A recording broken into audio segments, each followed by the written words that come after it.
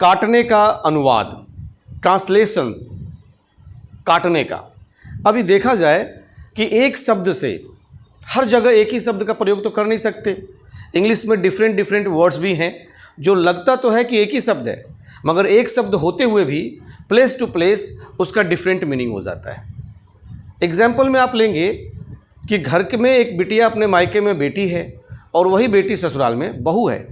ठीक उसी तरह एक शब्द का प्रयोग यदि अलग अलग सेंटेंस में, इडियम्स और फ्रेज में होता है तो अलग अलग मतलब होते हैं, एक ही मतलब थोड़ी ना होता है। गणित में यदि 9 और 2 11 होते हैं तो ये सिंपल मीनिंग होता है कि 9 और 2 जोड़ने पर 11 होते हैं, मगर इडियम्स फ्रेज में, मुहावरे, कहावतें और लोकोक्तियाँ में 9 2 11 होने का मतलब भाग जाने से होता है। तो ये एक अलग है ना। पेट में दाढ़ी होने का मतलब ज़रूरत से ज़्यादा चालाक होना, जबकि पेट में दाढ़ी तो होता नहीं है ना।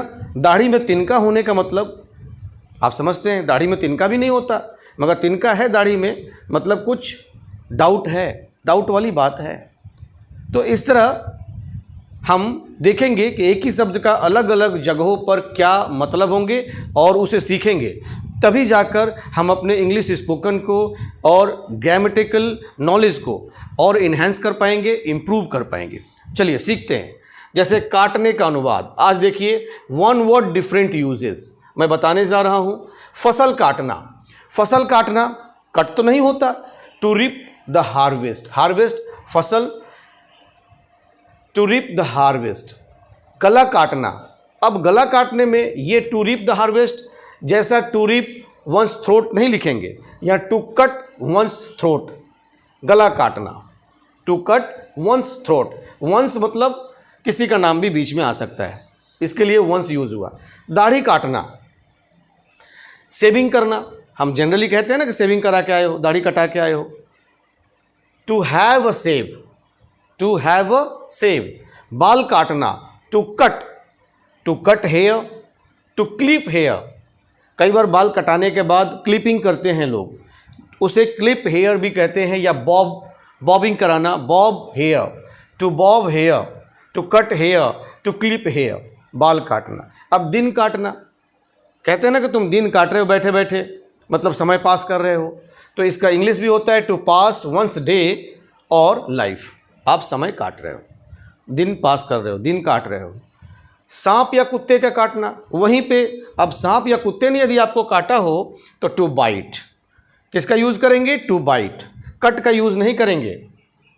समय काटना, आप समय काटना, समय सबका गुरु होता है और समय को कोई काट नहीं सकता, बल्कि समय आपको काट रहा है। एक बार आपके बचपन में कैंची लगा देता है, एक बार जवानी में कैंची लगा देता है, फिर आप बुढ़ापे को प्राप्त हो जाते हैं। मगर हम कहते हैं कि हम समय काट रहे हैं, इसका मतलब समय को किल कर रहे हैं, वेस्ट कर रहे हैं। तो to kill time, to kill time का मतलब क्या होता है, समय काटना। जेब या गिरह काटना, हम कहते हैं ना कि वो जेब कतरा है, उठाई गिरा है, वह पॉकेट मार है, वो चोर है, तो उसे क्या कहते हैं, जेब काटना का इंग्लिश होता है टू पिक वंस पॉकेट। क्या होता है, to pick one's pocket. It means जैसे पिक पॉकेटर होता है ना, pick pocketer, to pick one's pocket मतलब जेब काटना।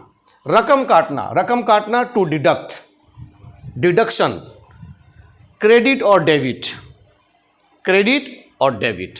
जनरली आप जब स्टेटमेंट निकालते हैं बैंक का तो उसमें लिखा रहता है टू और फ्रॉम, जब कहीं से आया है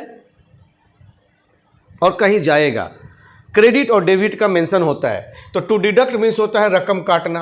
कुत्ता काटना, कुत्ता काटना का टू बी मैड। ये जनरली लोग कहते हैं आपको कुत्ता काट गया है क्या, मतलब तुम पागल हो गए हो क्या, आर यू मैड, तुम्हें कुत्ता काट गया है। तो कुत्ता काटना का मतलब यहाँ पे ये नहीं कहेंगे कि डॉग हैज़ बिटन यू, यदि कहेंगे कि आर यू मैड तो ये ज़्यादा अच्छा होगा।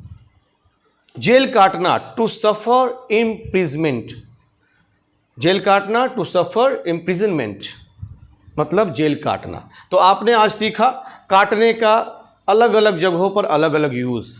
इसे अपने दोस्तों तक शेयर करिए, लाइक और कमेंट करिए। चैनल पर यदि आप नए हैं तो चैनल को सब्सक्राइब करना मत भूलिए, क्योंकि the English Guru Shiva Ganesh channel पर आप रोज़ ही कुछ नया सीखते हैं और नया सीखते रहेंगे तो नया बोल पाएंगे और फिर अपने इंग्लिश को इन्हांस कर पाएंगे, अपनी स्किल को इम्प्रूव कर पाएंगे, अपनी पर्सनालिटी को इम्प्रूव कर पाएंगे। So let's improve personality, let's improve your English by subscribing the English Guru Shiva Ganesh. Thank you. जय हिंद, जय भारत।